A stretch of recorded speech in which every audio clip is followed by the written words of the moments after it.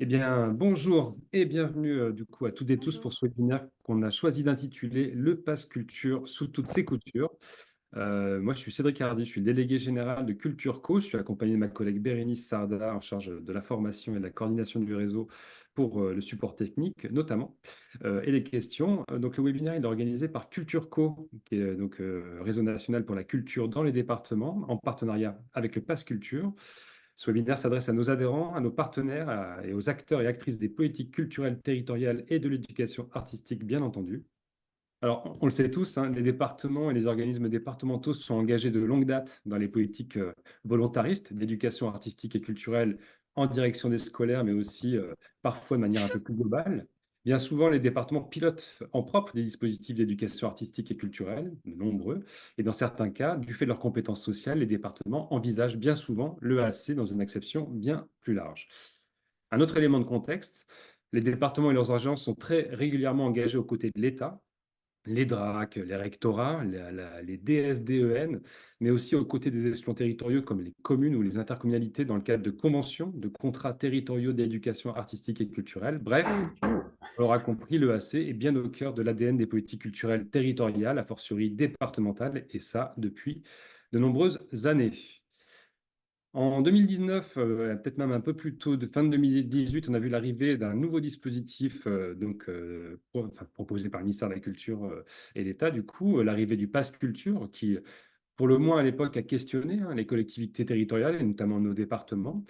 Au sein du réseau, on a pu percevoir une forme de méfiance, on a entendu de nombreux questionnements sur le dispositif, mais globalement, tout cela n'a en rien perturbé la mobilisation des conseils départementaux aux côtés de l'État dans la poursuite de l'objectif de généralisation de l'EAC et de ce fameux 100% EAC.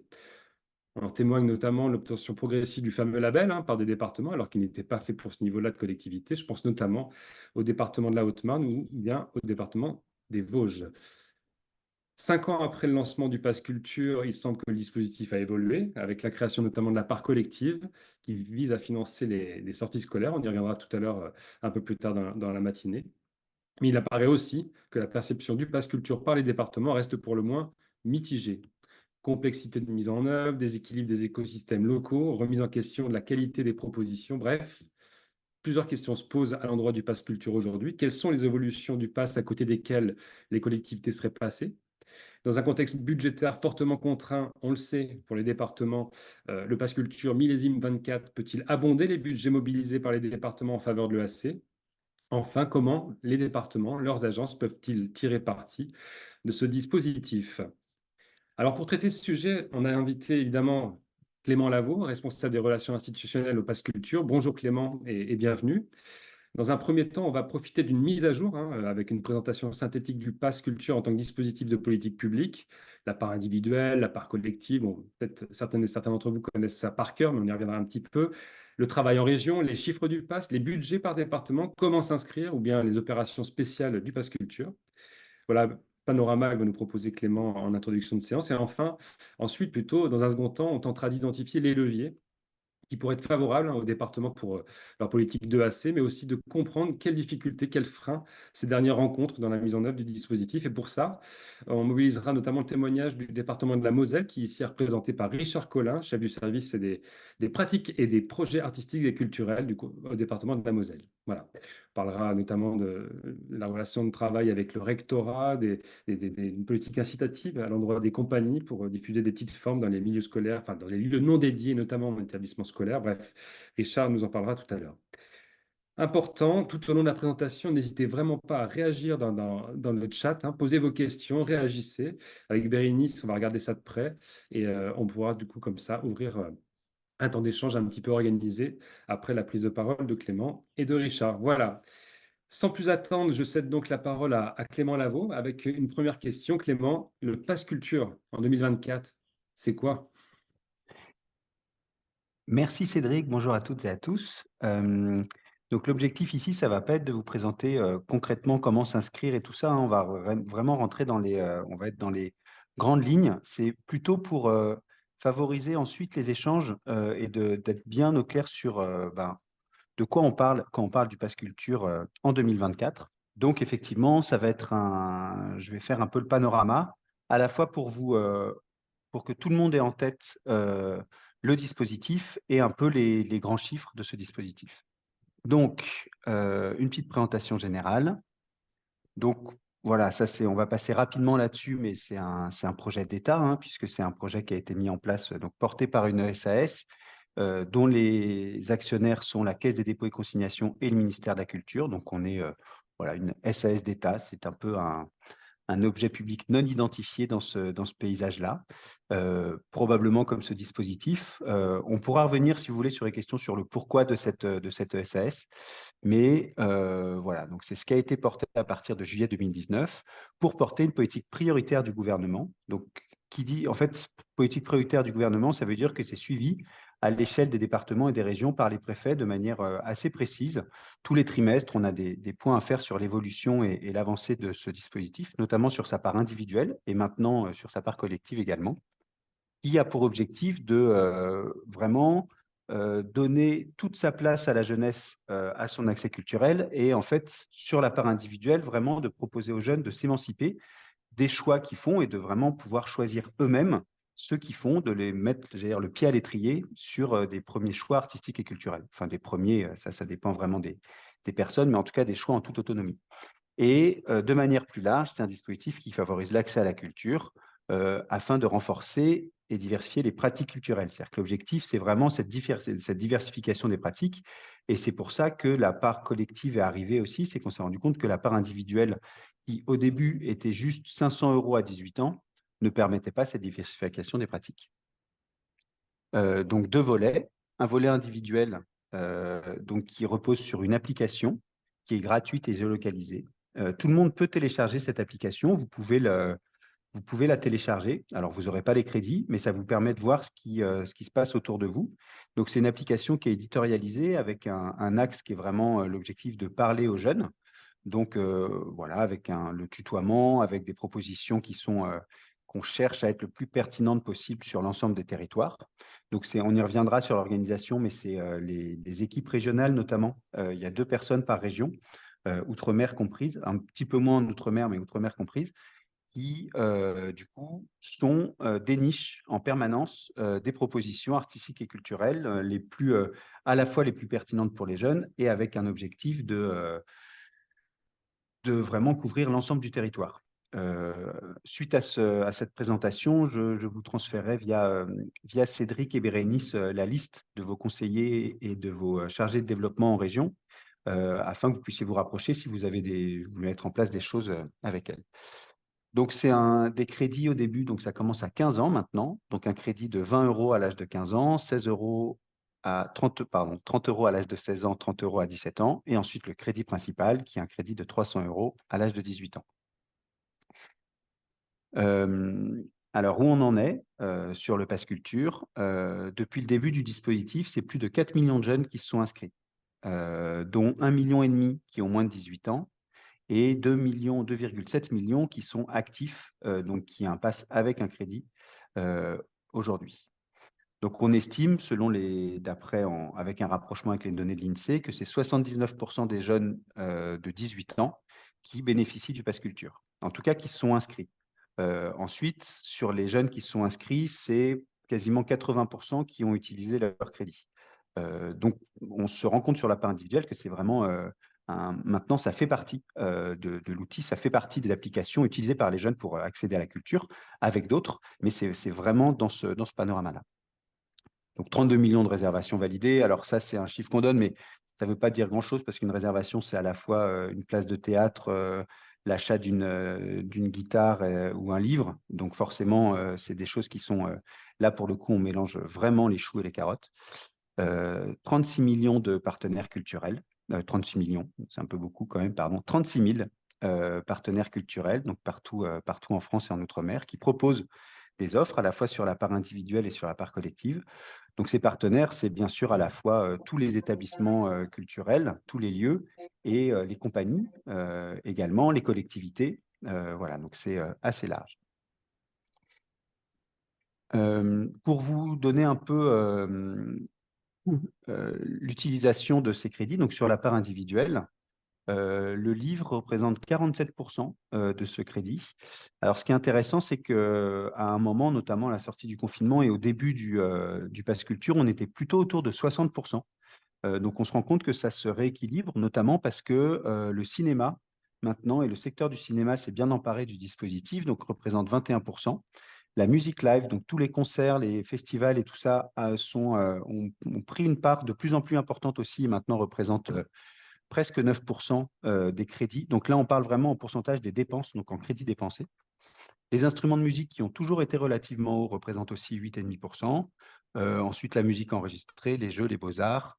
Le spectacle vivant est à 1,80%. Ce n'est pas encore énorme, mais ça progresse. Voilà, donc on se rend compte que c'est des choses qui évoluent aussi. Les musées, pendant un moment, c'était vraiment un trait de papier. Maintenant, ça représente 0,80%. Ce n'est pas encore énorme, mais c'est pareil, c'est en progression. Et voilà, et les autres sont un petit peu plus anecdotiques. La pratique artistique a relevé quand même 0,75%. Ce n'est pas énorme, c'est souvent des crédits assez importants. Et il y a encore des efforts à faire, nous aussi, côté Pass Culture, pour rendre plus accessible l'application à ces pratiques-là. Du côté des bénéficiaires, 55% des bénéficiaires sont des lycéens et des lycéennes, ce qui s'explique notamment avec l'arrivée des crédits à 15, 16 et 17 ans. 30% d'étudiants, 5% d'apprentis, 5% de collégiens, et après, voilà, les autres représentent 4,5%. Ces chiffres sont un peu à prendre avec des pincettes, puisqu'en fait, les données ne sont pas mises à jour. C'est-à-dire qu'en fait, les jeunes se déclarent leur profil au moment où ils activent leur compte, mais ce n'est pas mis à jour régulièrement. Donc, en fait, dans ces, par exemple, 55% de lycéens, un certain nombre sont devenus ou étudiants ou apprentis, ou autres. Mais donc, ce serait à affiner un petit peu. Sur le volet collectif, donc vraiment sur cette partie qui finance le AC, le Pass Culture permet maintenant au groupe scolaire, donc de la 6e à la terminale, dans tous les collèges et tous les lycées, que ce soit les collèges et lycées publics, privés sous contrat, sous tutelle d'autres ministères, donc les lycées, collèges et lycées militaires, collèges et lycées maritimes et tout ça, de financer des activités d'éducation artistique et culturelle, ces activités devant elles-mêmes s'inscrire dans un projet EAC. Donc effectué en groupe et encadré par des professeurs. Donc il y a un Vademecum, on vous enverra cette présentation, donc vous aurez le lien pour le Vademecum, alors qui est censé être mis à jour, mais comme c'est un document qui est co-signé par 5 ministères, ben, chaque mise à jour prend très longtemps, mais c'est des choses qui devraient arriver. Avec un crédit, du coup, de 25 € par élève pour tous les collégiens et collégiennes, 30 € par élève de seconde et les CAP, et 20 € par élève de première et terminale. Peut-être que vous l'avez entendu, il y a des envies de faire bénéficier aussi ces crédits à d'autres élèves, notamment aux apprentis. Donc, c'est des choses qui sont en discussion. C'est voilà, voir comment ces crédits sont disponibles, notamment peut-être aux jeunes qui sont en IME, qui pour le moment n'ont pas accès à ce crédit et avec qui ce serait intéressant de travailler sur le AC, bien sûr, et peut-être avec d'autres dispositifs en lien avec l'éducation populaire, mais c'est des choses qui sont encore vraiment, c'est des échanges encore assez vagues. Sur la part collective, alors là, on part de l'année 2022-2023, donc l'année dernière, qui est la première année complète, puisqu'en fait, ça a commencé en janvier 2022, la généralisation de cette part collective. Donc, en 2022-2023, c'est plus de 2 millions d'élèves qui en ont profité. Donc, on estime à 54%. En 2023-2024, on est déjà largement au-dessus. On est là, on arrive au mois de mai, on est à 70 ou 75% des élèves qui en ont bénéficié. 83% des établissements éligibles sont passés par le Pass Culture pour financer au moins une activité dans le cadre de l'EAC. Donc, ça représente 87 000 réservations qui ont été validées. C'est 9 500 partenaires culturels qui ont proposé des choses. Et voilà, là, c'est le spectacle vivant, le cinéma et le patrimoine qui sont les activités principales. Et on va revenir un peu plus en détail. Donc, voilà. Donc, c'est vraiment le spectacle vivant et les représentations de spectacle vivant qui représentent 32%. Je regarde juste la différence entre ces deux. Ces deux tableaux, je pense qu'il y en a un qui est en crédit et l'autre en nombre de réservations. Donc, on va vraiment partir sur celui de gauche qui est en crédit. Euh, le spectacle représente 32% des crédits dépensés, le cinéma 21%, les pratiques artistiques 14%, les visites guidées donc autour du patrimoine 11%, les rencontres, les conférences et tout ça 5%. Donc, on se rend compte que c'est vraiment très complémentaire avec la part individuelle, puisque la hiérarchie est presque inversée, pas tout à fait, mais du coup, on se rend compte de la pertinence de lier les deux et de pas avoir, enfin voilà, d'avoir les mêmes choses en tout cas sur ce dispositif. Le pass culture, en tant que dispositif d'État et du coup en tant que dispositif public, c'est aussi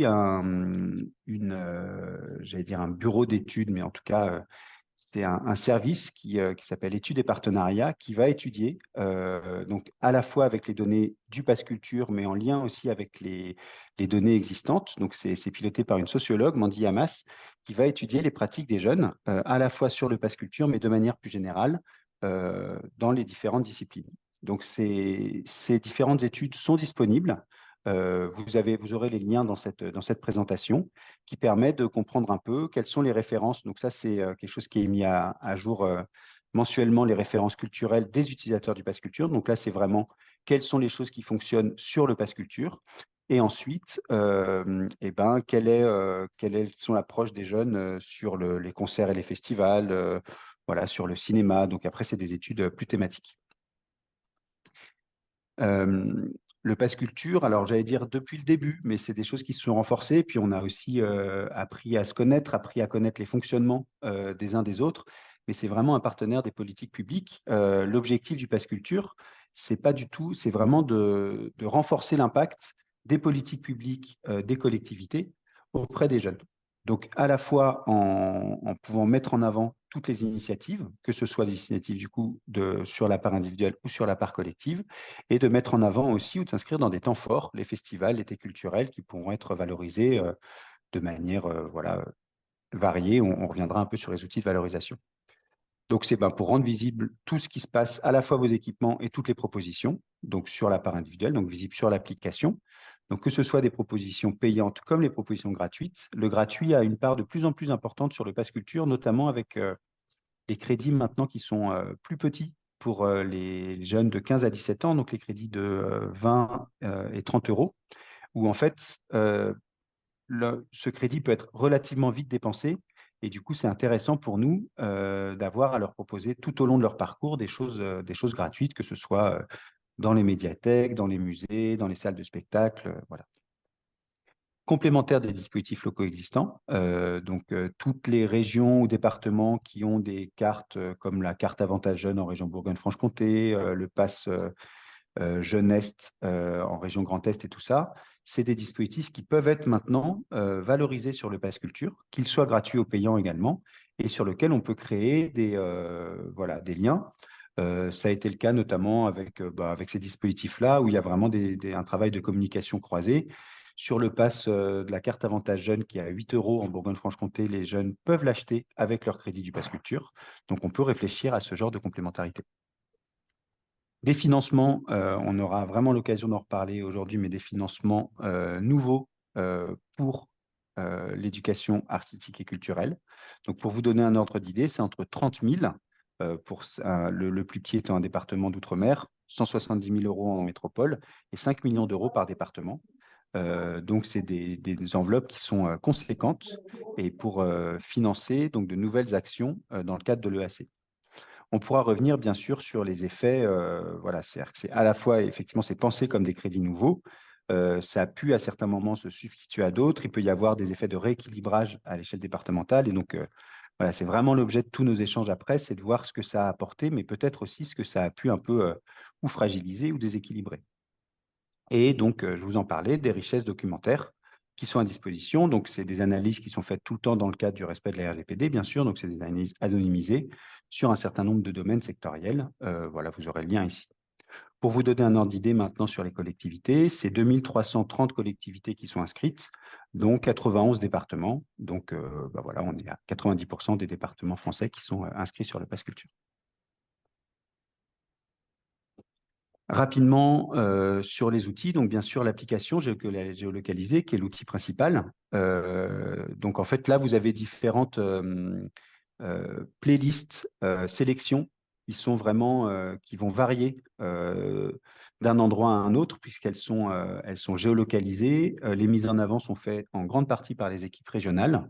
Donc, voilà, l'idée, c'était de se rapprocher du design connu par les jeunes. Donc, ça pouvait être le design comme les applications musicales ou des choses comme ça. Donc, avec des choix, des playlists éditorialisées sur différentes thématiques.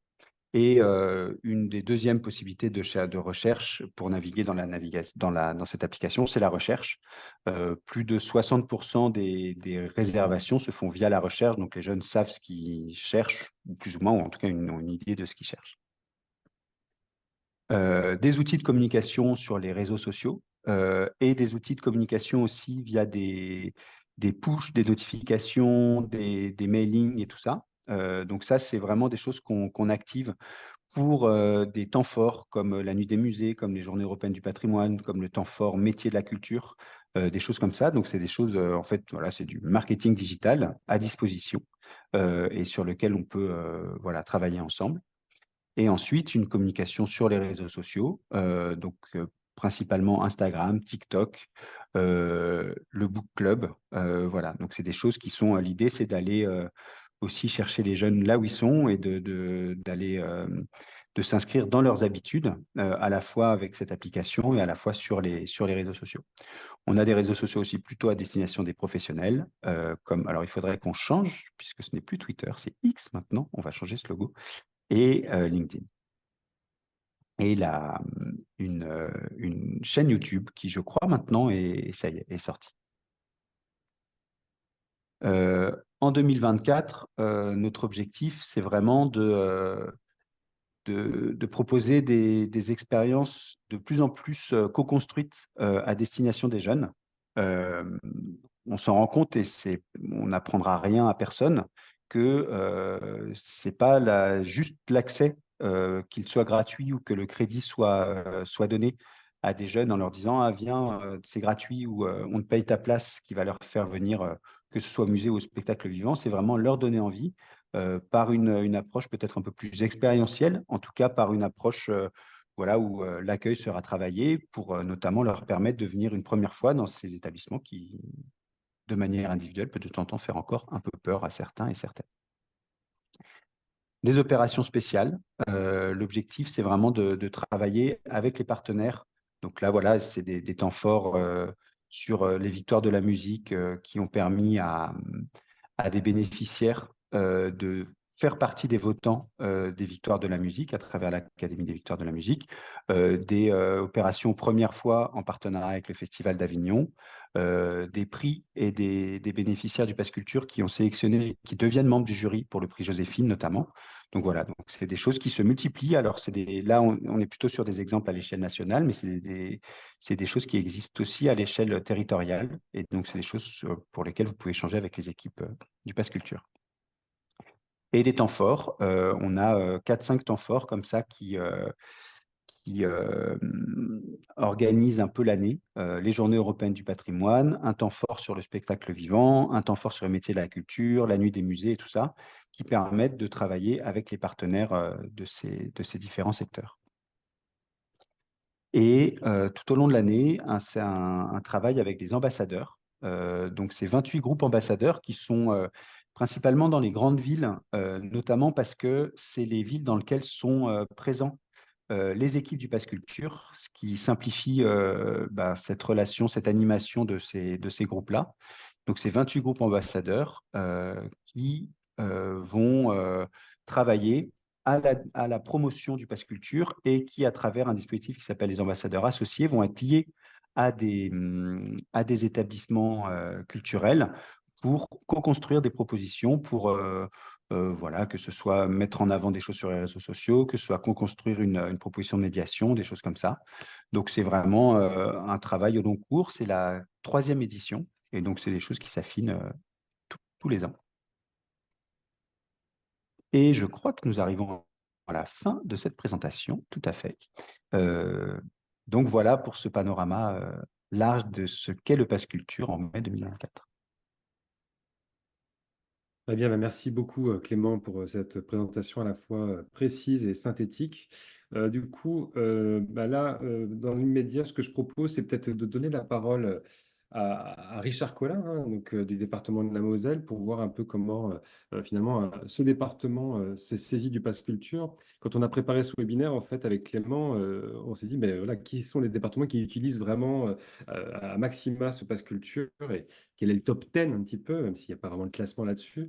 Et c'est vrai que du coup, on a pu distinguer notamment ce département de la Moselle qui, a fortiori, s'en est, réellement saisi. Voilà. Richard, si, vous êtes avec nous, je vais vous laisser la parole pour nous dire un petit peu comment, vous y êtes pris, notamment dans la relation avec les institutions locales, je pense notamment à l'État, à l'éducation nationale et puis comment vous travaillez aussi avec, le tissu associatif, hein, les acteurs culturels, les artistes, les compagnies, pour justement, travailler et élargir cette, éducation artistique et culturelle sur le territoire mosellan. Richard, je vous laisse la parole. Ouais, simplement, en 2 temps, ce que je vous propose, c'est juste partager, quelques exemples. La manière dont on travaille, effectivement avec le rectorat et puis avec nos compagnies artistiques. Heu, je suis très content de savoir qu'on est dans le haut du classement. J'avais pas forcément les chiffres, en tête et d'ailleurs, on va peut-être pouvoir les rappeler sur, hein, le montant engagé, en Moselle. Ce qu'il faut savoir, c'est qu'évidemment, on n'est pas à l'initiative de tout, hein, on est les partenaires on a surtout développé, entre guillemets, une méthode de travail toute simple avec la délégation académique, donc le rectorat, pour travailler sur les propositions artistiques sur le territoire. Premier aspect, on se voit régulièrement, à minima 2 fois dans l'année, pour des grandes réunions, on va dire, de concertation et de collaboration avec le rectorat, au sens où on va balayer avec eux, avec l'équipe d'AAC, l'ensemble des propositions artistiques qui sont proposées, soumises sur la plateforme Adage, et on va avoir un temps de discussion, d'échange sur ces propositions, et notamment, eh bien, on va regarder les compagnies que l'on conventionne ou que l'on soutient en aide à la création, et ce temps d'échange va permettre euh, de mieux se coordonner par rapport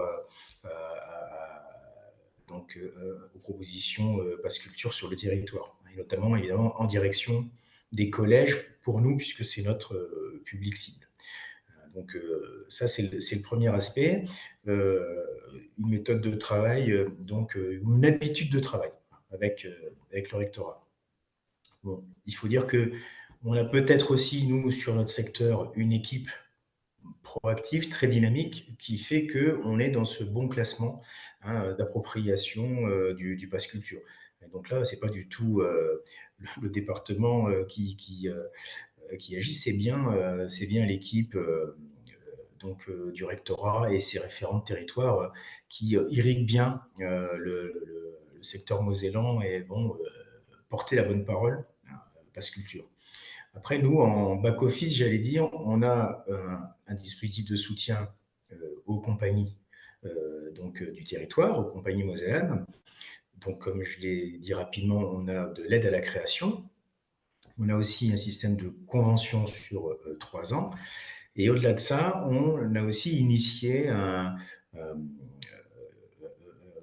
on va dire, une incitation à développer des formes légères. Et on organise pour ça des rencontres professionnelles des formes légères, et où il s'agit de mettre en relation donc les compagnies mosellanes et les responsables de sites qu'on va appeler des sites non dédiés, c'est-à-dire des sites qui ne sont pas des salles de spectacle. Donc on va toucher des professionnels du territoire mosellan qui sont des responsables d'EHPAD, de bibliothèques, de collèges évidemment, entre autres, et on va les faire se rencontrer avec nos compagnies qui vont leur proposer Des formes légères, donc des formes courtes, des formes pas chères et techniquement nomades, très très faciles à déplacer. En fait, c'est une forme d'incitation et d'accompagnement à la diffusion de ces propositions artistiques. Euh, et donc, ça va toucher eh bien, le public passe culture, entre guillemets. Hein, donc là, on organise la deuxième édition cette année de ces rencontres formes légères et ça se traduit par un point de rencontre entre les propositions artistiques des compagnies et notamment les équipes comme celle du rectorat qui vont pouvoir, entre guillemets, faire un peu leur marché aussi, rencontrer des artistes, rencontrer des compagnies et les programmer du coup sur le territoire mosellan.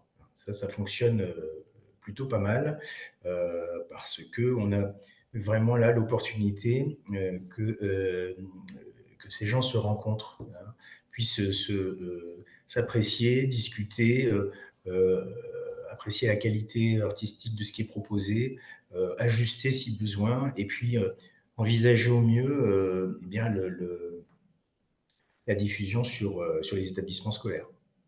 Voilà un peu de manière très synthétique ce qu'on peut dire sur la position du département de la Moselle.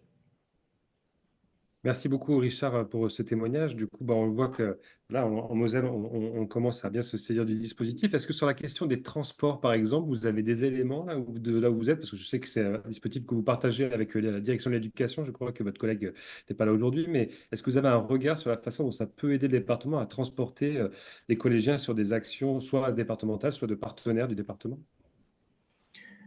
Oui, alors là, c'est un autre volet, effectivement. C'est mes collègues de la direction de l'éducation, le service qui s'occupe de l'animation des collèges. Et on a la chance d'avoir un outil d'aide au transport. Alors évidemment, ça va concerner eh bien, les parties les plus périurbaines et rurales du département. Et ça va permettre d'emmener une ou deux classes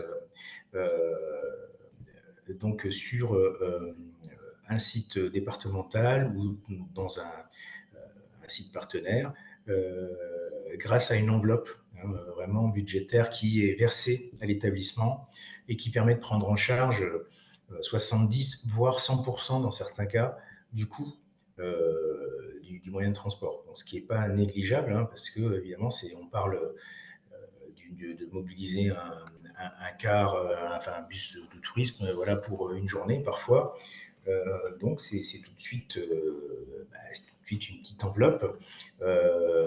Et là, on a ce dispositif qui est une véritable aide au transport des élèves qui vont se déplacer pour aller à un spectacle, pour aller sur un site culturel.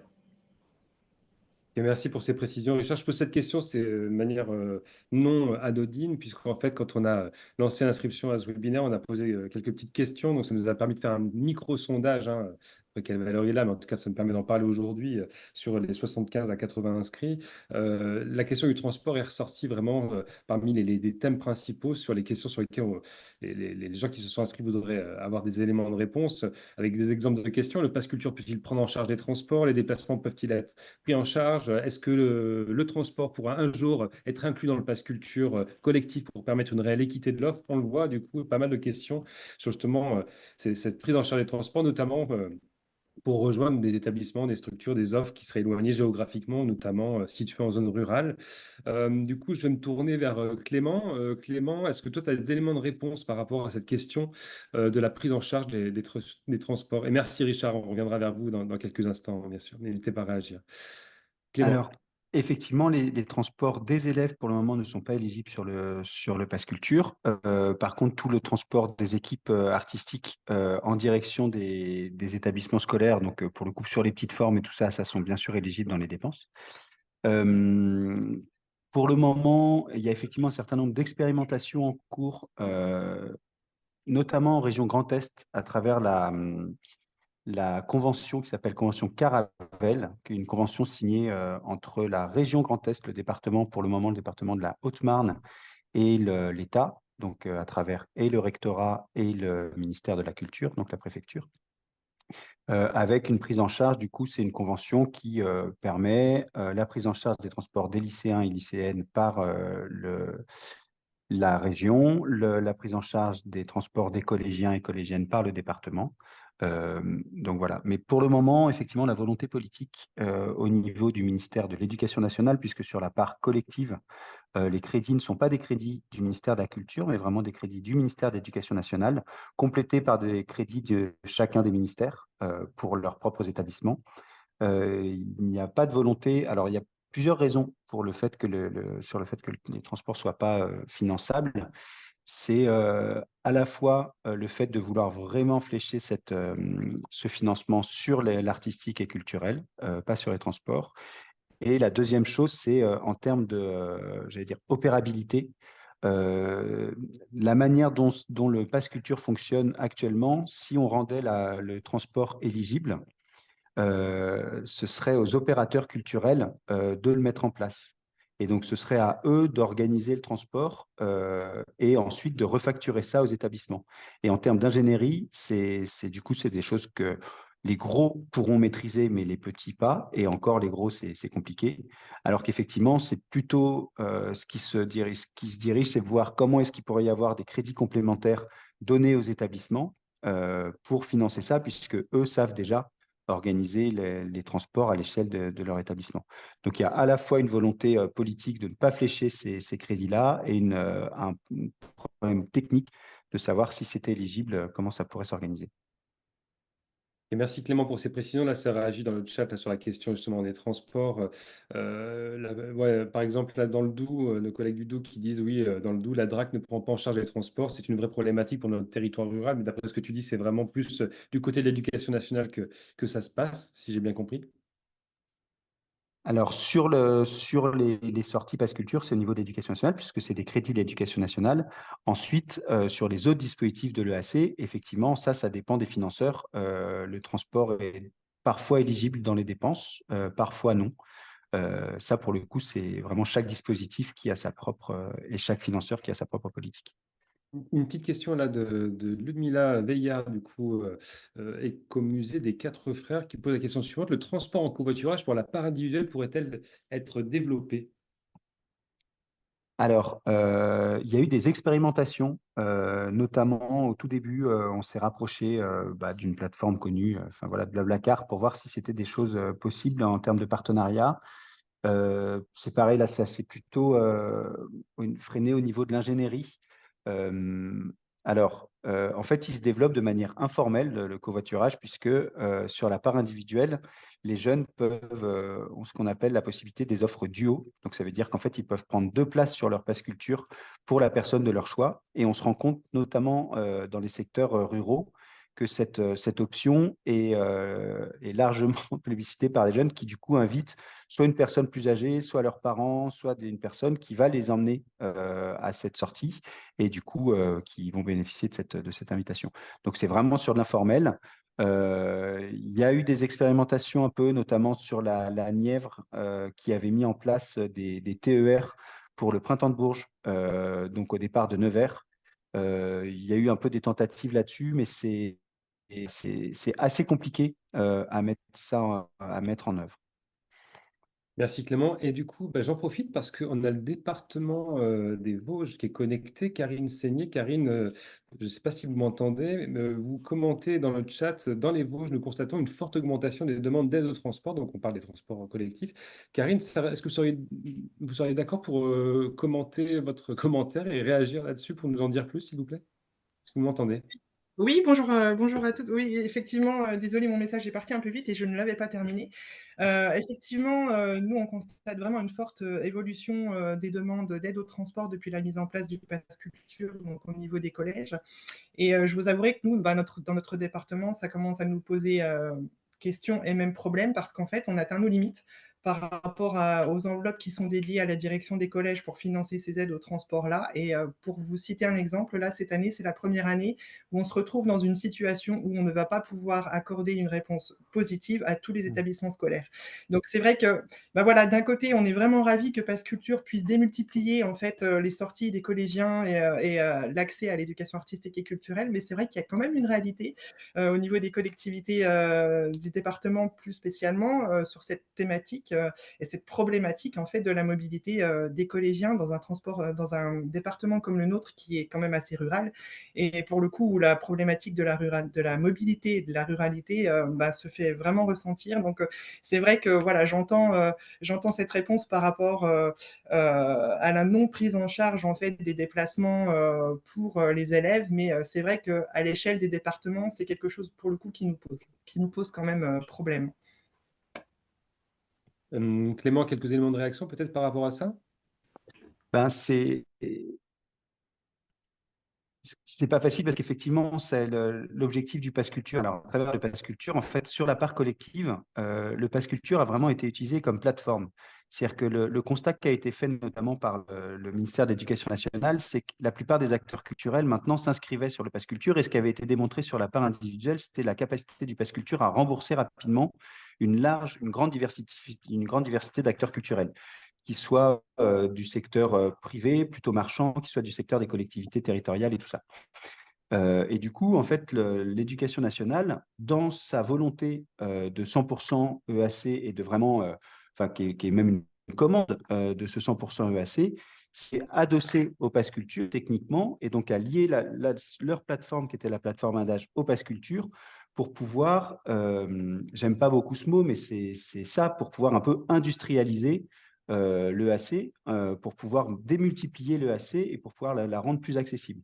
Mais effectivement, ça change de logique et ça change aussi, je pense, la temporalité, puisque c'est des propositions qui peuvent être faites un peu, pas forcément du jour au lendemain, mais en 15 jours, 3 semaines, on peut monter une sortie, alors qu'avant, on était sur des dispositifs qui demandaient effectivement une ingénierie, alors pas forcément de projet, mais en tout cas de répondre à des appels à projets ou de répondre à des différents projets qui pouvaient être plus ou moins souples, mais sur lequel cette question du transport était posée en amont et au moment de la réflexion du projet. Quand on a cette réaction, effectivement, de pouvoir proposer des sorties très rapidement, et ben, de fait, il y a l'écosystème, et je l'entends tout à fait sur les crédits, que ce soit les crédits donc, des collectivités territoriales et les crédits d'État, qui sont pour le moment pas ajustés à cette proposition-là. Donc, effectivement, une manière de contourner un peu ça, c'est de favoriser, comme l'exemple que vous avez donné, Richard, la venue des compagnies ou des formes artistiques au sein des établissements. Mais c'est que, pour le moment, ça ne correspond pas à tout. Et l'accès aux équipements, plus ou moins grands, est tout aussi important. J'espère qu'on va trouver des solutions. Là, je pense que ces solutions vont trouver que effectivement dans la concertation avec les collectivités territoriales, que ce soit aux échelles régionales, départementales, intercommunales, communales, pour avoir cet écosystème favorable sur les transports. Ouais, merci Clément. On voit, il y a quand même un sujet. Donc, d'un côté, des départements qui s'en saisissent, mais qui sont parfois débordés. Et puis là, je vois dans les commentaires quand même, Claire de Warimez et Laure Châtaignier, que je salue, du coup, qui nous alertent sur deux éléments. En gros, le pass démultiplie les sorties, mais sans aide de transport, c'est toujours les jeunes hors pôle urbain qui sont mis de côté. Et là, plutôt en Savoie, plusieurs collèges se désengagent d'action 2AC sur le motif qu'ils ne peuvent pas prendre en charge le transport, donc à terme, une diminution d'utilisation du pass culture, sauf pour les collégiens qui sont dans les zones urbaines déjà proches des pôles culturels. L'impact est plus fort sur les zones rurales, ce qui va à l'encontre du printemps de la ruralité. Non. Est-ce que... voilà, c'est une réaction de Laure Châtaignier. Je ne sais pas si ça s'appelle de réaction de ton côté, Clément. Voilà, donc... oui, vas-y. Je pense que là, sur ce cas-là, on avait la même chose un peu sur la part individuelle, c'est-à-dire que le pass culture, en tout cas cette part collective, est aussi peut-être plus révélatrice que source du problème. On a la même problématique sur la part individuelle où on se rend compte que les jeunes en secteur rural utilisent un peu moins leur pass culture, notamment pour ces questions de déplacement et de transport, que c'est la même chose sur la part individuelle et sur la part collective. Mais effectivement, là, la problématique n'est pas seulement que le pass culture ne prenne pas en charge les transports. Ça, ce serait une solution, mais c'est parce que les équipements et la politique d'équipement, effectivement, est plus favorable au réseau urbain et qu'en secteur rural. Ça s'explique pour plein de raisons de centralisation, décentralisation. Voilà, il y a plein de raisons pour ça, mais l'offre, effectivement, est plus centralisée en milieu urbain. Sur la part, sur les déplacements sur la part collective, je pense que c'est un peu la même chose. Comme c'est un déploiement qui s'est fait quand même très rapidement, voilà, ça a été expérimenté en septembre 21, ça a été généralisé en janvier 2022, avec un objectif du coup, voilà, d'aller vite sur ce dispositif-là. Forcément, ça n'a pas réglé la question des transports, mais qui était là avant. La question de l'inégalité de déplacement en secteur rural, c'est pour le coup pas le pass culture qui l'a inventé, mais par contre, ça nécessite maintenant qu'on a ce dispositif de trouver des solutions.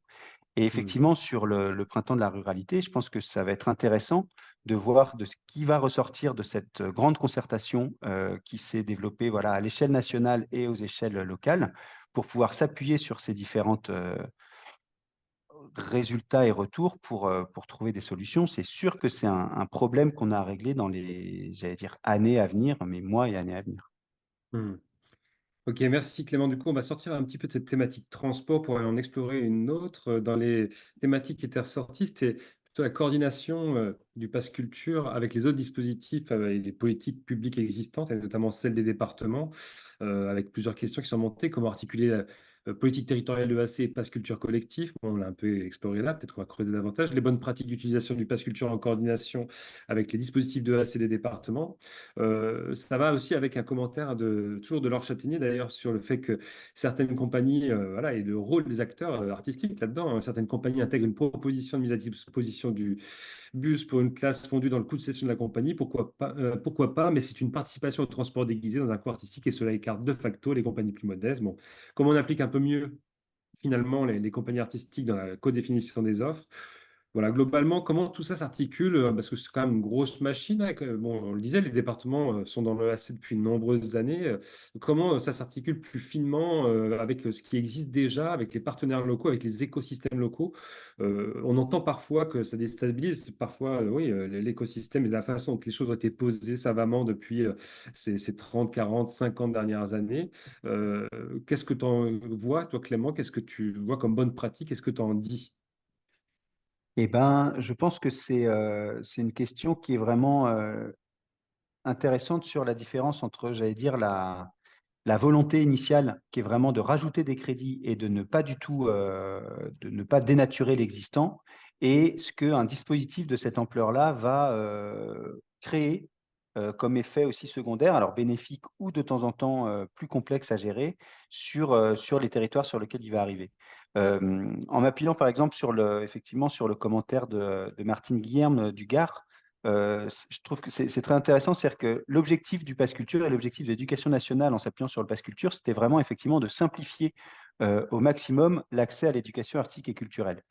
La problématique, c'est qu'en fait, en simplifiant et en mettant en place cette politique un peu de guichet très simplifié, ça a peut-être effectivement déstabilisé des dispositifs qui peuvent être un peu plus complexes, puisque un peu plus basés sur la co-construction, donc avec qui souvent continuent à exister, mais qui peuvent être un peu moins plébiscités par notamment par les enseignants. Qui, sur un temps restreint, puisqu'on sait que c'est toujours des politiques très volontaires de la part des enseignants de s'inscrire dans des parcours EAC, préfèrent de temps en temps, dans certains, on le voit sur certains territoires, la simplicité du pass culture à un projet plus complexe. Mais il faut bien comprendre que le pass culture ne remplacera jamais un projet entièrement, un projet EAC. Le pass culture ne va pas finance des actions qui s'inscrivent elles-mêmes dans des projets, donc peut financer une multiplicité d'actions qui, à la fin, vont faire des projets, mais c'est aux chefs d'établissement et aux professeurs d'être garant de cette logique de projet EAC pour vraiment respecter, pour que chaque projet respecte l'ensemble des piliers. Et ça, c'est vrai que du coup, ça change un écosystème, puisqu'avant, c'était les tutelles qui étaient garantes de ces piliers, c'était notamment la DRAC sur ces dispositifs, c'était les conseils départementaux sur leurs dispositifs, c'était le rectorat sur les dispositifs, la région, enfin tous les financeurs qui du coup regardaient que dans un projet proposé, l'ensemble des piliers de l'EAC soient respectés. Maintenant, c'est les chefs d'établissement qui doivent faire ce travail-là. Et on se rend compte que par manque de temps, parfois de formation et tout ça, c'est des choses qui ne sont pas toujours respectées. Donc du coup, ça fragilise un peu cette notion probablement de projet EAC, qui du coup avait une vision plus globale, plus à long terme et probablement, j'allais dire, plus haute couture avec les acteurs pour être sur une politique un peu plus prêt-à-porter, pour utiliser une métaphore développée de temps en temps par notre président, Sébastien Cavalier, qui du coup va déstabiliser voilà, cet environnement-là. D'un point de vue concret aussi, c'est de temps en temps des rééquilibrages ou des changements d'affectation de crédit. Notamment, certains financeurs vont dire, bon, ben, maintenant sur le collège et le lycée, c'est très bien financé par le Pass Culture, donc on va plutôt orienter nos crédits EAC sur le premier degré. Et donc, de fait, des établissements qui avaient l'habitude de travailler dans un certain cadre se retrouvent un peu plus démunis, puisque ce cadre n'est plus proposé par les différents acteurs. Et puis, bien sûr, le déploiement du Pass Culture a été mis en place aussi, alors ça, c'est concomitant, mais avec un moment, une forte hausse, notamment des budgets de fonctionnement des établissements. Donc, forcément, ça a impacté les collectivités territoriales, hein, la hausse de l'énergie et tout ça.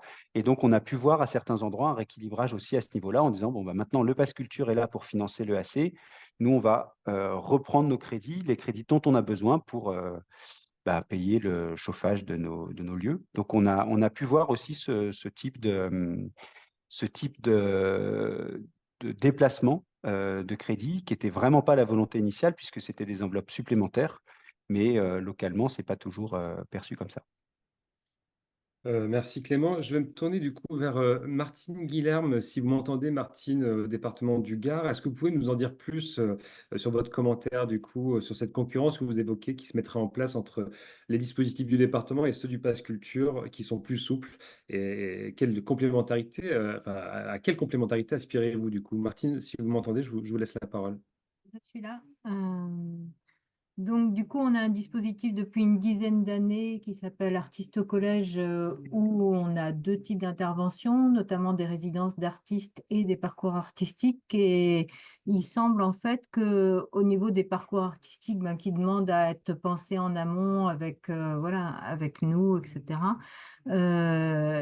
les profs se substituent un peu, enfin, substituent un peu le Pass Culture. Voilà, ils se disent c'est plus rapide, on n'a pas à faire un dossier, le déposer en juin, avoir une réponse en fin d'année et des crédits en début d'année. Enfin, c'est aussi bien au niveau des crédits qu'au niveau de l'administratif. Voilà, c'est beaucoup plus simple de s'inscrire dans ce dispositif, mais comme vous le disiez, il n'y a pas les trois piliers en fait. Donc, c'est un peu la problématique quelquefois. Et du coup, voilà, moi, je me dis, pour l'instant, je le sens un peu arriver. On n'est pas une totale désaffection de nos dispositifs, hein, mais je me dis qu'après, voilà, comment continuer à faire en sorte que les élus ils financent très bien le AC comme ils le font actuellement. Si, voilà, si on voit que les enveloppes, elles commencent à ne pas être utilisées, par exemple en 2025, si l'enveloppe n'est pas totalement utilisée, il y a peut-être des risques justement qui se posent la question et qui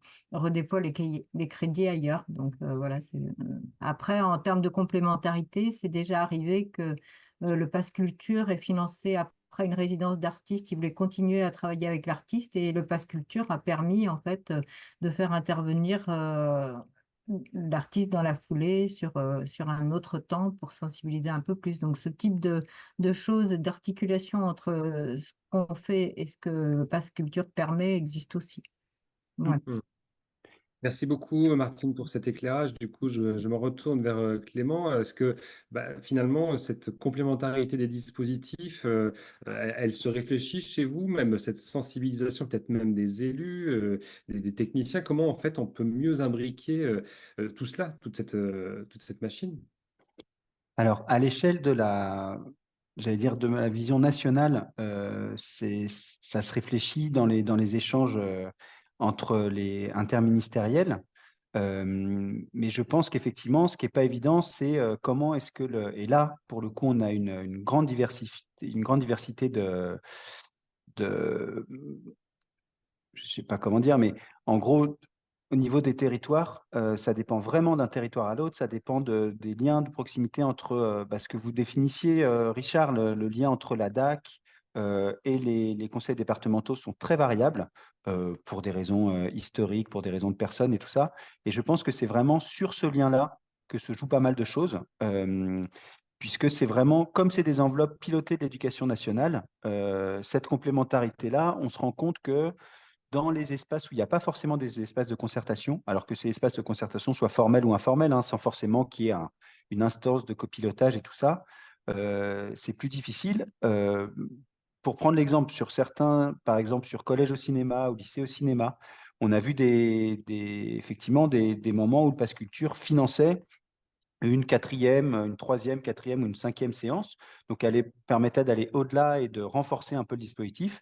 Et on a vu des endroits, effectivement, où du coup, le dispositif collège ou lycée au cinéma n'était plus forcément sollicité, puisque c'était tout aussi simple de passer directement par la Pass Culture, sauf que la partie qui était perdue, c'était souvent la partie un peu médiation, relation avec l'équipe artistique et tout ça, préparation en amont avec les dossiers pédagogiques.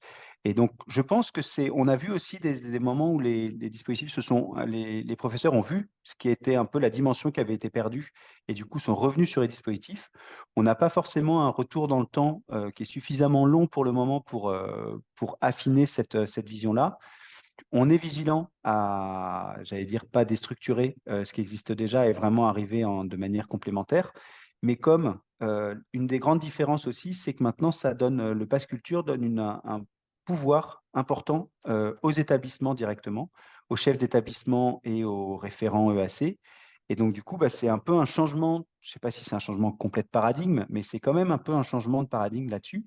Et peut-être que je ne sais pas vraiment comment vont arriver les adaptations à ce changement-là. J'espère qu'on ne perdra pas. Enfin, je pense que on l'a dit un peu au début, ça passe probablement par aussi des actions de formation et un renforcement des formations au niveau des établissements scolaires sur pourquoi ces trois piliers sont importants au niveau de l'EAC. C'est des choses sur lesquelles, du coup, on a moins la main. Nous, on arrive juste à être un peu observateur de ça à une échelle globale, mais pas tellement acteur pour le moment. Hmm. Merci Clément. Du coup, je surveille un petit peu les réactions, les questions. Peut-être rentrer dans une thématique un peu plus, rentrer dans le concret, parce qu'il y avait des questions qui étaient posées à l'endroit de Richard d'ailleurs sur, en gros, j'ai pas bien compris comment l'articulation se fait entre le Pass Culture et le département de la Moselle de façon concrète. Est-ce que c'est le département lui-même qui dépose les offres pour les mettre en valeur? Ça, c'est une première question. Est-ce que vous organisez également des journées de programmateurs pour des formes dans l'espace dédié? Là, c'est la question sur les compagnies où cela ne correspond pas à votre territoire. Donc là, moi, l'orientation que je souhaiterais donner maintenant, c'est sur l'appropriation concrète, en fait, hein, pour les départements. Comment on fait? Comment on fait quand on a un département qui ne s'en est pas encore saisi? Je ne sais pas, peut-être déjà, Richard, est-ce que vous avez des éléments à apporter à cette question? Je vous la redis, hein, comment l'articulation se fait entre le Pass Culture et le département de la Moselle de manière très concrète? Est-ce que c'est le département qui lui-même met en valeur ses propres offres? Alors, de manière marginale, on a des offres que nous, on propose parce qu'il se trouve qu'en Moselle, on a des sites culturels départementaux que l'on gère en direct, qu'on appelle les sites passionnément Moselle. Donc ça, c'est un volet, c'est-à-dire qu'on est vraiment sur nos sites culturels et évidemment, ils peuvent accueillir des groupes scolaires. Donc ça, c'est un volet, mais quand je dis c'est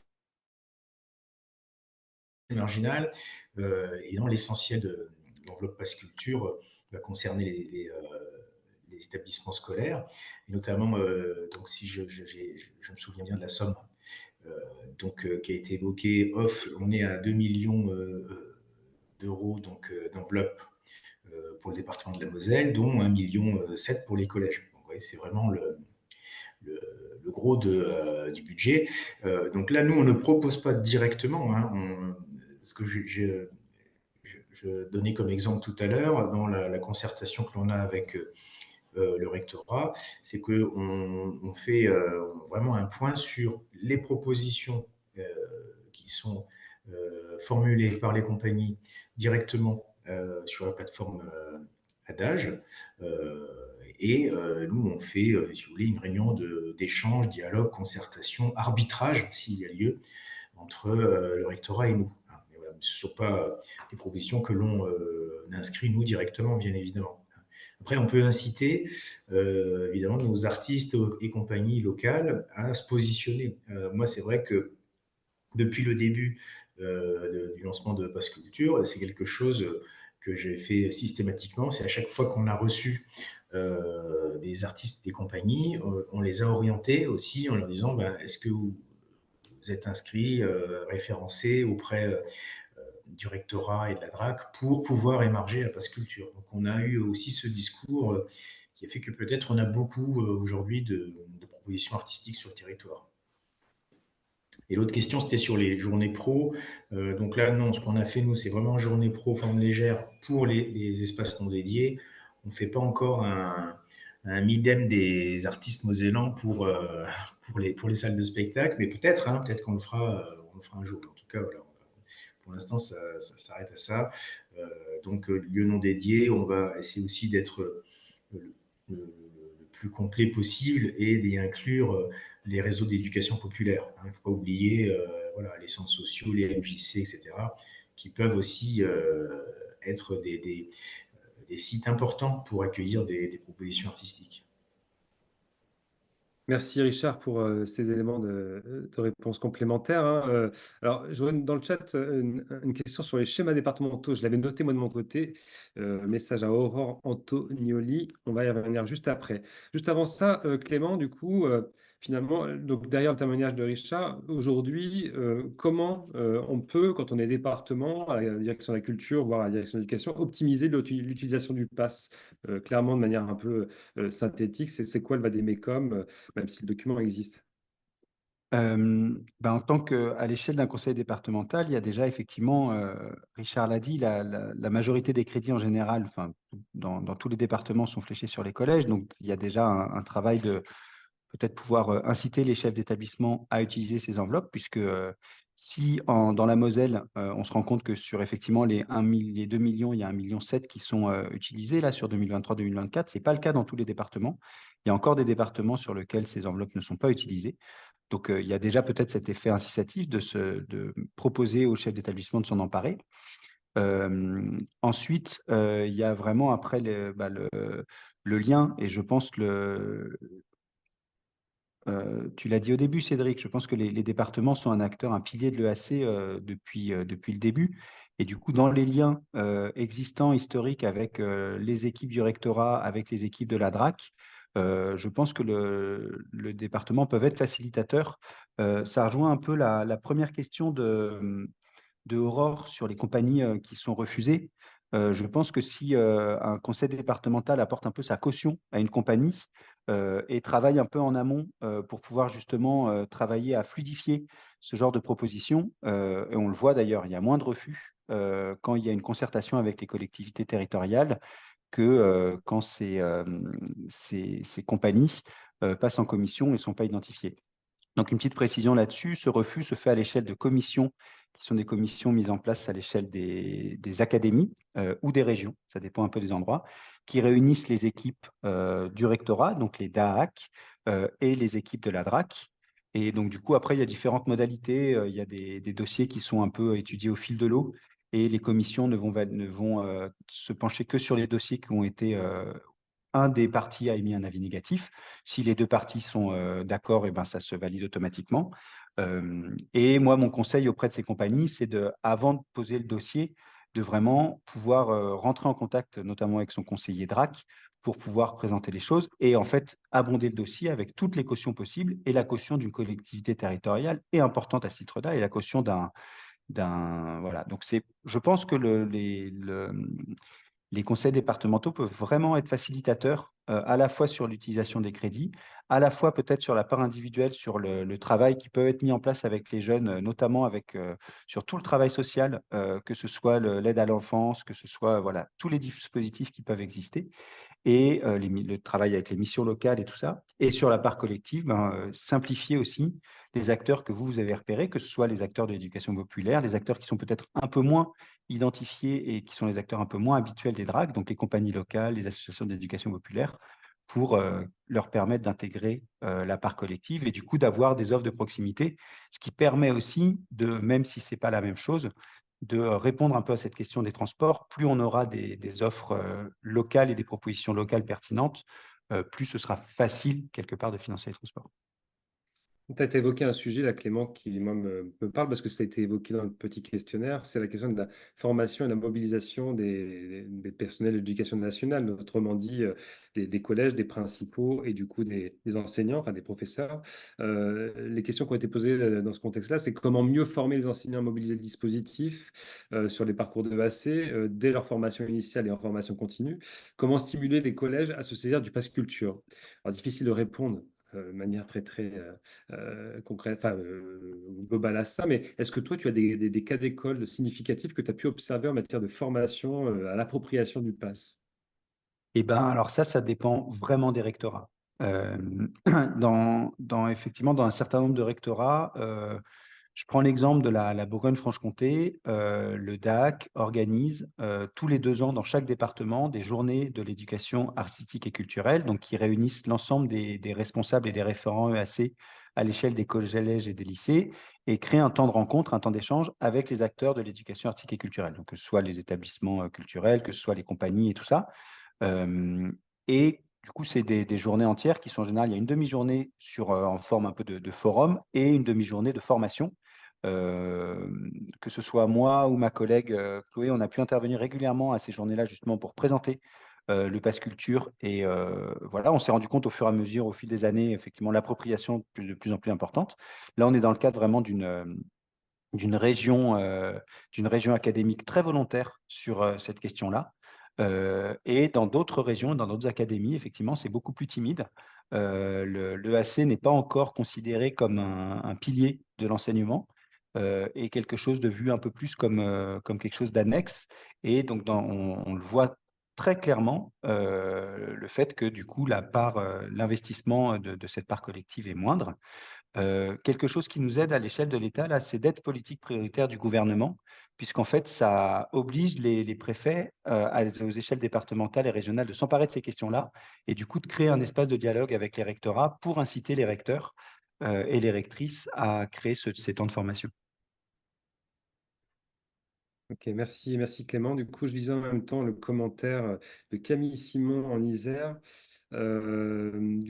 qui révèle qu'une fois que des compagnies ou autres acteurs culturels sont référencés, ils peuvent intervenir partout dans le territoire national. Ça, je ne savais pas.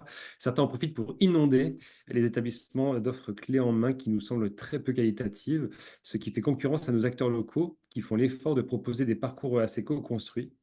Nous n'avons pas nous n'avons pas les mêmes critères de référencement d'une région à l'autre. Il pourrait y avoir des critères plus exigeants partagés à minima par les rectorats et les DRAC. Alors là, on monte d'un niveau.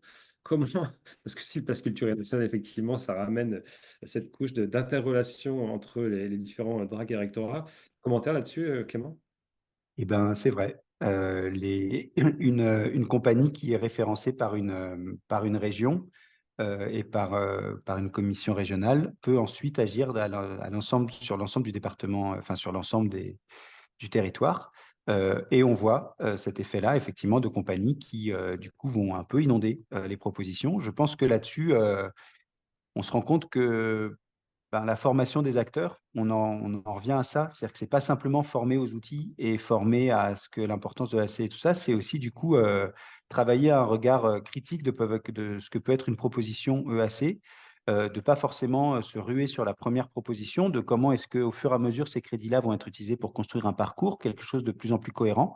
Je pense que c'est des choses des effets qui vont un peu s'atténuer au fil des années, mais c'est un effet qu'on observe. Des acteurs qui au début étaient assez forts à une échelle départementale ou régionale, qui maintenant investissent cet échelon national, avec du coup une capacité et des moyens développés qui leur permettent de rentrer en concurrence avec des acteurs locaux.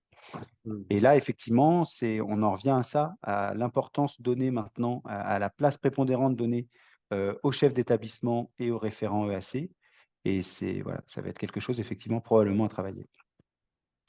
Pour l'anecdote, on a vu des compagnies changer leur siège social pour changer de région, pour avoir un accès plus facilitant à Adage. C'est-à-dire que dans les réseaux des compagnies, il y a des choses qui passent un peu aussi en disant: «Non, l'Île-de-France, laisse tomber, ça passera jamais». Mais par contre, va en Centre Val de Loire, il y a moins de propositions, ils sont plus ouverts et tout ça.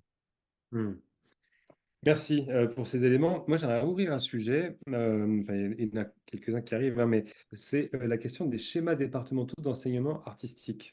Tu le sais, Clément, il y a 3 compétences obligatoires, pour les départements: les archives, la lecture publique et l'obligation de mettre en œuvre des schémas départementaux d'enseignement artistique. Derrière ça, il y a l'accès aux pratiques artistiques, pour les habitants, des territoires départementaux, et la question qui est derrière, c'est en réaction finalement, aux commentaires, hein, que j'ai vus. Alors il faudrait que je retrouve un petit peu. Oui, qui est donc le commentaire d'Aurore Antonioli du département du CD 73, qui demandait aussi quid de la place des établissements d'enseignement artistique dans le pass culture, les départements incitant via leur schéma à développer des actions d'EAC. Est-ce que vous en Alors, voyez? Ouais. sur la place des EEA au sein du pass culture, alors déjà, il y a une distinction à faire entre la part individuelle et la part collective. Oui. Sur les 2 parts, ces établissements sont bien sûr éligibles. Sur la part individuelle, donc ça peut être pour proposer l'accès à des jeunes de 15, 16 et 17 ans et 18 ans à ces pratiques. On se rend compte que souvent par rapport au coût, ce qui est plus intéressant pour les jeunes, c'est plutôt des choses un peu forme d'initiation, portes ouvertes, stages, workshops ou des choses comme ça, plus que l'inscription à l'année sur une pratique, puisqu'en fait, du coup, ça va un peu à l'encontre de l'objectif de diversification des pratiques. Si les 300 € partent dans l'année de guitare, eh ben, c'est moins pertinent. On se rend compte aussi que là, il y a des efforts du Pass Culture à faire pour mettre en avant l'éducation artistique, enfin non, pardon, les pratiques artistiques sur le Pass Culture, que voilà, l'application, il y a encore des choses à repenser. Sur la part collective, c'est des établissements qui sont tout à fait éligibles, alors que ce soit des établissements à gestion associative ou à gestion départementale ou communale, c'est des établissements qui sont éligibles et qui peuvent du coup bénéficier de la part collective pour développer toute une part de leur projet, que ce soit au sein des établissements scolaires ou dans leurs propres établissements. Et revient après la question des transports, mais effectivement, l'avantage de ces établissements, c'est qu'il y a un maillage territorial qui est souvent plus favorable. Mmh. Ok, merci du coup Clément là-dessus. Du coup, j'ouvre peut-être la dernière thématique qui remontait un peu comme voilà, cet enjeu de mieux communiquer, de mieux promouvoir le dispositif, notamment pour mettre en visibilité certainement les opérations qui sont menées en propre par les départements, notamment dans le champ de l'art, des pratiques culturelles et même de l'environnement. Je dis ça parce qu'il y a une réaction là de donc Stéphanie Huguet, département de la Manche, qui demandait, notamment en réaction aux commentaires, enfin à la présentation de Richard, de préciser comment s'est opérée l'adhésion, l'identification des sites départementaux passionnément culture sur le Pass Culture. Elle explique qu'en fait, dans la Manche, ils essayent de mettre ce partenariat en place sur le département et que, en gros, ça pose de nombreuses questions. Je passe Stéphanie, si tu veux nous en parler. Est-ce que tu es avec nous, Stéphanie? Stéphanie Huguet, si tu m'entends. Oui, bonjour, bonjour, bonjour à tous. Non, c'est quelque chose qui est en chantier chez nous au niveau de notre réseau des sites et musées départementaux depuis ouais, plusieurs mois. On a beaucoup de questions de la part de notamment ce que je notais dans le chat, notre service juridique. Voilà. Donc, je voulais savoir comment ça se passait dans d'autres départements. Est-ce que vous êtes passé par une convention? Enfin, voilà, comment pour vraiment précisément le réseau des sites et musées départementaux, comment vous procédez pour cette identification, cette adhésion au Pass Culture? Richard, vous pouvez. Ouais. Très simplement, voilà, oui, effectivement, c'est tout ce que je peux vous apporter comme réponse, c'est que, en effet, nous avons une convention et que ça permet de référencer les sites culturels, donc à Pass Culture. Est-ce que ça répond à ta question, Et de Stéphanie? déposer des offres collectives. Voilà, je complète. C'est pas ce que Est-ce que vous pourriez éventuellement nous la faire parvenir? Ça doit être possible, il faut juste que je sache où elle se trouve parce que mais oui, je pense que ça va être tout à fait possible de trouver cette convention et de la partager. Parfait, merci. Voilà, c'est une convention qui date, de 2022, donc il faut juste que je vois avec mes collègues qui gèrent, la direction des sites culturels, et qu'on puisse vous partager cette convention. Merci beaucoup. Ben, Je vous en Richard, on prie. peut faire le relais, ne pas hésiter. On fera le lien du coup avec Stéphanie, on assurera la mise en lien. Merci pour cet élément de réponse. Clément, est-ce que sur les offres gérées en propre par les départements, tu as un regard, un éclairage à nous proposer? Alors, ça rejoint peut-être aussi la question de Claire sur ces offres gérées en propre, comment est-ce qu'elles peuvent être mises en avant? Alors là, c'est vraiment sur la part individuelle. Je vous donnerai le lien avec les équipes régionales qui s'occupent de cette mise en avant. Ensuite, effectivement, sur leur référencement sur la part collective, j'ai l'impression que sur les établissements vraiment gérés en propre par les conseils départementaux, il n'y a pas tellement de problèmes de référencement. Globalement, sur les établissements gérés par les collectivités, il n'y a pas tellement de problèmes. S'il y en a, n'hésitez pas à faire remonter à Cédric ou Bérénice qui me feront remonter parce que il y a besoin de fluidifier des choses au niveau des commissions. Mais après, ce qui n'est pas évident, si je regarde un peu la question-là, c'est effectivement, on en revient à cette question après de comment on s'intègre à l'environnement. Une fois qu'on est dans Adage, comment est-ce qu'on peut mettre les choses un peu plus en avant? Comment est-ce qu'on travaille ça? Là, il n'y a pas d'éditorialisation au sein d'Adage. C'est vraiment un outil de l'éducation nationale. Donc, pour le coup, on a moins, moi, j'ai moins de vision sur la manière dont ça peut se passer et comment on peut, une fois qu'il y a beaucoup, beaucoup de propositions, alors ça dépend vraiment des territoires, comment on peut, j'allais dire, sortir un peu plus son épingle du jeu. Ok, merci. Du coup, il est 11h50. Moi, il y a un thème qui commence à sortir, notamment par les posts de Gaëlle Jacqueline et de Claire de Warimez. C'est au-delà des publics scolaires. Du coup. Le rôle du pass culture pour les publics dont le département a la responsabilité. Je pense bien entendu au bloc solidarité, aux politiques des solidarités et même aux politiques des jeunesses au sens large. Mais restant sur le social, globalement, comment ça fonctionne de ce point de vue-là? Peut-être, avant que tu réagisses, Clément, j'aimerais, si possible, peut-être donner la parole à Claire de Warimez, du coup, sur le cas Aveyronais. Claire, est-ce que vous m'entendez? Oui, Est-ce que vous êtes... bonjour. Bonjour, bienvenue. Est-ce que vous seriez d'accord pour préciser votre commentaire? Lequel? J'en ai fait pas mal. Ah, le dernier, en fait, sur le fait que vous avez mis en place une convention Pass Culture à l'échelle du département qui inclurait tous les services. Et la Oui. question porte plutôt sur le bloc social, hein, du coup, les publics du champ social. En tout cas, nous, c'est le département en tant qu'institution qui est accepté sur la plateforme. Donc, à partir de là, c'est un peu le problème que je soulevais, c'est-à-dire qu'une fois que l'organisme est accepté, il peut un peu mettre tout et n'importe quoi. Donc, ce n'est pas notre cas, mais de ce fait, ça inclut également, ça permet à nos collègues des musées, par exemple, de pouvoir mettre leur offre sans devoir faire une autre convention, une autre demande. Donc, ça pourrait aussi être le cas pour le service jeunesse, par exemple, pour nous. Hmm, C'est d'accord. vraiment une convention, c'était pour répondre à la question de Madame Huguet. En fait, nous, c'est vraiment à l'échelle du département. Donc, à partir de là, si les services sociaux voudraient s'y mettre, ils pourraient. Très bien, alors c'est moi qui ai du coup un peu mal compris. Merci Claire pour cette précision qui, bien entendu, était utile à toutes et tous. Je reviens du coup sur cette question liée aux compétences sociales des départements.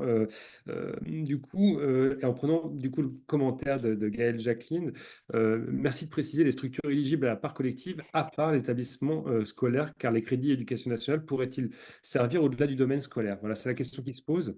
Alors, concrètement, pour le moment, il n'y a pas d'autres structures éligibles en dehors des établissements scolaires. Donc, en tant que bénéficiaire de la part collective. Ce que vous disiez, Claire, effectivement, c'est que pour le moment, dans le système, un service jeunesse pourrait proposer des offres. Donc, par exemple, je ne sais rien, s'il y a une web radio qui est développée ou des choses dans le cadre de l'éducation aux médias ou l'éducation scientifique, c'est des choses qui pourraient être développées en tant qu'offreur, mais en tant qu'utilisateur de la part collective, comme ça passe par Adage, qui est une plateforme de l'éducation nationale.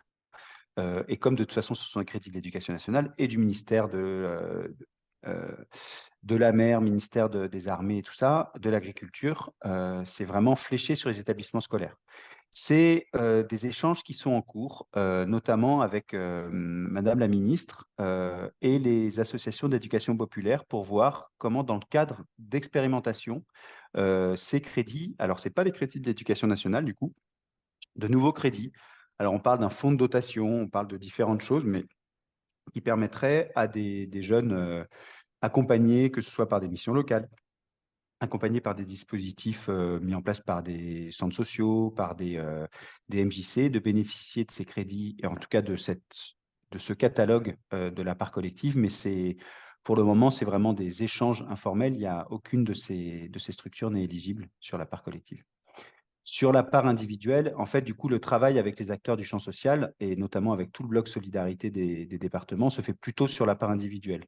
Sur comment est-ce qu'on sensibilise l'ensemble des relais du champ social, l'ensemble des animateurs, animatrices, des éducateurs, éducatrices et tout ça, à l'utilisation du Pass Culture pour permettre aux jeunes qui sont accompagnés de s'emparer de ce dispositif, puisqu'on se rend compte que si on parle à l'échelle nationale, on est à 18 ans à 80% de jeunes inscrits, on sait que les 20%, ça va être les 20%, aller un peu plus chercher, j'allais dire, avec les dents, mais surtout en s'appuyant sur des relais dans le champ social, dans le champ socioculturel. Et c'est là où on a effectivement besoin de ce bloc solidarité de manière importante.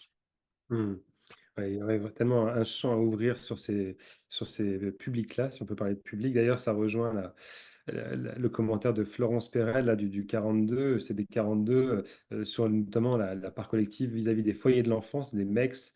Pour le coup, c'est des sujets qui sont déjà remontés, Clément, ou du coup là, la C'est réponse est à la part individuelle? Non, les mecs sont des sujets qui sont déjà remontés, puisque pour le coup, on est dans le cadre d'un enseignement scolaire, même si on n'est pas dans le cadre d'un établissement scolaire. Alors, ça dépend des mecs, mais et du coup, c'est des sujets qui sont déjà remontés. Il y a deux questions. Il y a la question des crédits. Du coup, est-ce que le ministère finançant ces MEX est prêt à abonder sur la part collective? Et la deuxième question, ça va être d'un point de vue technique, puisque c'est pour le moment souvent des associations qui n'ont pas accès à l'outil adage de l'éducation nationale, qui est un outil vraiment interne. Qu'est-ce qui devrait être développé? Et donc là, ça demande du développement technique pour leur donner accès. Mais je pense que c'est des sujets qui vont s'ouvrir dans allez, soyons optimistes, mois, mais peut-être dans les années à venir. Super, merci Clément. Bien, bah, écoutez, il est 11h56 et on a une tradition chez Culture Co, c'est de finir à l'heure, donc il nous reste précisément 4 minutes. D'ailleurs, merci Richard pour le partage de la convention là, qui est dans le chat. N'hésitez pas à la télécharger, c'est maintenant, parce que dans 4 minutes, ce ne sera plus le cas. Et sinon, on la fera tourner par mail. Du coup, peut-être Clément, mot de la fin, qu'est-ce que tu as envie de nous dire avant de nous quitter là? Parce qu'on va se revoir, c'est sûr, mais qu'est-ce que tu nous dirais là présentement avant qu'on se quitte aujourd'hui? Tout d'abord que j'ai été ravi de cette invitation, ravi de pouvoir échanger. On le voit, hein, les sujets sont vastes. Et en fait, je le redis, mais le Pass Culture est à la fois un nouveau dispositif et aussi un peu un révélateur de force et de fragilité, que ce soit sur l'EAC, que ce soit sur l'accès individuel à la culture. Et donc, du coup, c'est vraiment avec grand plaisir de continuer à travailler avec vous et dans toute la diversité. Moi, je pense que l'échelle départementale est une échelle vraiment importante pour nous parce qu'elle est à la fois j'allais dire ni trop petite ni trop grande. C'est-à-dire que suffisamment importante pour avoir une échelle de projet et une échelle où on peut créer, nous, des échanges directs avec les équipes du Pass Culture régional et les départements, et suffisamment petite pour être aussi au plus proche des réalités, notamment dans les secteurs ruraux. Donc, tout ce qui pourrait être fait pour faciliter les échanges entre les équipes du Pass Culture et peut-être à travers les équipes du Pass Culture, les rectorats et les DRAC seront les bienvenus et je m'emploierai à ça.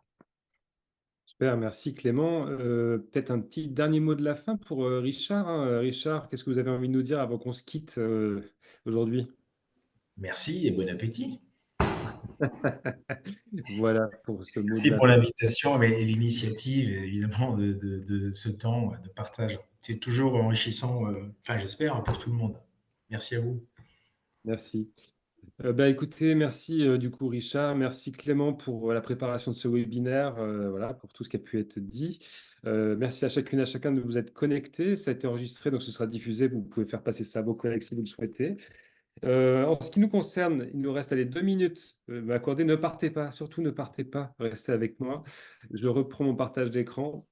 Pour aller plus loin, sachez qu'on a réalisé 2 webinaires déjà sur le sujet de l'EAC, l'un avec Culture-Co, c'était d'ailleurs avec le département de la Haute-Marne sur le label 100% EAC, c'est toujours accessible sur notre site culture-co.fr.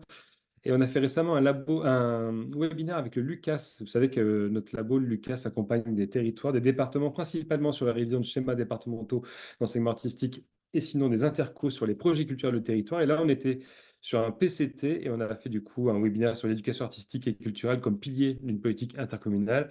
Bien souvent, d'ailleurs, dans les deux cas, on a ce sujet du pass culture qui remonte. Et dernier élément, parce que Bérénice est là, ma collègue qui s'occupe de la formation, notez qu'on a une formation chez Culture-Co, le département, un échelon central pour le développement de l'EAC, qu'on monte avec Floriane Mercier, qui travaille à la DRAC Auvergne-Rhône-Alpes, et François Poutier du laboratoire UBIC à Bordeaux, ancienne culture et département, ancien directeur de l'IDAC par ailleurs, et que cette formation existe, qu'elle peut être développée en intra, donc avec vos équipes, et sinon l'organiser de façon collective. À très bientôt pour un prochain webinaire. Merci à toutes et tous.